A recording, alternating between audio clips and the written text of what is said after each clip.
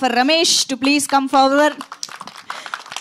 తిరువీర్ గారు, మీరు the great pre wedding show గురించి చెప్పే ముందు మాకు మీ ప్రీ వెడ్డింగ్ షూట్ గురించి తెలుసుకోవాలని ఉంది. నేను చేసుకోలేదండి. అంటే అప్పటికి అడిగారు, కానీ అక్కడ కూడా మళ్ళీ వాళ్ళు డైరెక్ట్ చేస్తే నేను యాక్ట్ చేయాల్సి వస్తుందని వద్దన్నాను. నిజంగానే చేసుకోలేదు, నేను రిక్వెస్ట్ చేసినా కూడా చేసుకోలేదు. ఓకే, ఇప్పుడు ప్రొడ్యూసర్ గారు ఇంట్లోనే ఉంటున్నారు కదా, సో యాక్టర్ కి ప్రొడ్యూసర్ కి ఇంట్లో ఎలాంటి డిస్కషన్లు ఉంటాయండి? కొంచెం ఆఫ్ ది కెమెరా చెప్తా. అలాగుంది. ఓకే అండి, ప్లీజ్ మీరు చెప్పాలనుకుని చెప్పండి. అందరికీ నమస్కారం అండి. The great pre wedding show రోజు చాలా నేరేషన్స్ వింటూ ఉంటాను. చాలా వరకు కామెడీ సబ్జెక్టులు ఏవైతే వస్తూ ఉంటాయో ఇవి కామెడీ ప్రధానంగా ఉన్నాయంటారు, కానీ చెప్పేవాళ్ళు నవ్వరు, నేను నవ్వను, నేరేషన్ అయిపోతుంది. ఇది కామెడీ సినిమా అన్నారు కదా అని వాళ్ళు వెళ్ళాక డౌట్ వస్తూ ఉంటుంది. అలాంటివి విని విని విని అలసిపోయిన తర్వాత ఒకరోజు వేరే ఫ్రెండ్ సజెస్ట్ చేస్తే ఈ కథ వినాల్సి వచ్చింది. సరే, రోజు వినే 2-3 కథల్లో ఇదొకటి అనుకొని విన్న తర్వాత తను స్టార్ట్ చేసినప్పటి నుంచి కథ అయిపోయే వరకు నవ్వుతూనే ఉన్నాను కుర్చీలో. సో ఇంకా అప్పుడు నేను ఇంకేం ఆలోచించాల, ఈ సినిమా చేయాలి, వేరే సినిమాతో క్లాష్ వచ్చినా ఉన్నా బిజీగా ఉన్నా ఎలా ఉన్నా ఈ సినిమా చేయాలనుకున్నాను. అండ్ సినిమా మొత్తం యంగ్ టీం, కొత్త వాళ్ళు. మార్కెట్ చూసుకుంటున్నప్పుడు ప్రీ అప్రూవల్ ఉందా, లేకపోతే ఎస్టాబ్లిష్డ్ ప్రొడక్షన్ హౌస్ ఉందా, లేకపోతే మార్కెట్లో ఎంత పెడితే ఎంత వస్తుంది, క్యాలిక్యులేషన్స్ జరుగుతున్న టైంలో మేము సినిమా తీస్తానని ధైర్యంగా ముందుకు వచ్చారు సందీప్ గారు. అండ్ థ్యాంక్ యూ సందీప్ గారు.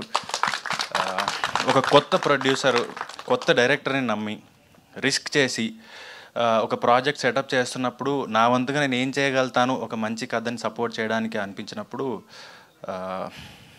నేను రెమ్యూనరేషన్ తీసుకోకుండానే పపెట్ షో అని స్టార్ట్ చేసి అసోసియేట్ అయ్యాను. సో నేనేం ప్రొడ్యూస్ చేయలేదండి, నా డేట్సే ఇన్వెస్ట్ చేశాను. సో అలా అనుకోవచ్చు, కొలాబరేషన్ ఇది. సో ఎవరు దయచేసి నేను ప్రొడ్యూస్ చేస్తానని కథలతో మాత్రం రావద్దే. సంవత్సరానికి ఒక సినిమా, ఇది నా నమ్మకాన్ని నిలబెడితే సంవత్సరానికి ఒక సినిమా ఇలా రిస్క్ చేసి నేను డేట్ని ఇన్వెస్ట్ చేద్దాం అనుకుంటున్నాను. అండ్ ఈ సినిమాకి పనిచేసిన వాళ్ళందరూ కూడా సగానికి పైగా నా ఫ్రెండ్సే. జార్జ్ రెడ్డికి పనిచేసినప్పటి నుంచి సురేష్ బొబ్బిలన్నతో పరిచయం ఉంది, సోము ఫ్రెండే, ఆర్ట్ డైరెక్టర్గా పనిచేసిన ఫ్రెండే. అందరినీ ఒక్కొక్కరిని పోగు చేసి, అండ్ నేను నాటకాల రోజుల్లో జోగారావు గారితో, భాషా గారితో వర్క్ చేసిన అనుభవం ఉంది, వాళ్ళని తీసుకుని.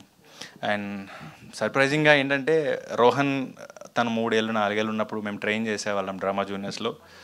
వాడు రీటేక్ అడిగాడు, నాకు ఆ టేక్ నచ్చలేదు, నేను మళ్ళీ చేస్తానని.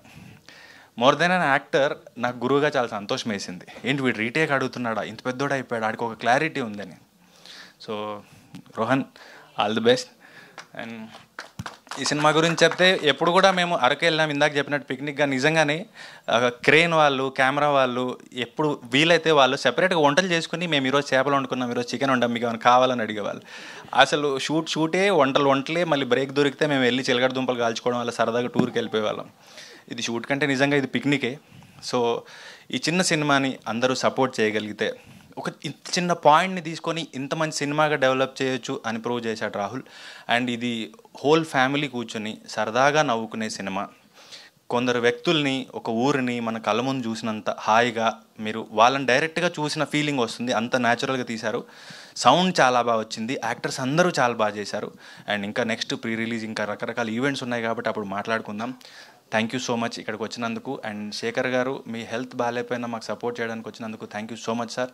అండ్ విజయ్, డిజిటల్గా లాంచ్ చేస్తున్నందుకు thank you so much. Thank you so much Tiruveer garu. Very much looking forward to watch the film, watch the show on November 7th. So yes, క్విక్గా ఒక చిన్న ఇంటరాక్షన్ విత్ మీడియా చేసేద్దాం సార్. ఒక్కసారి ఒక మైక్ అటువైపు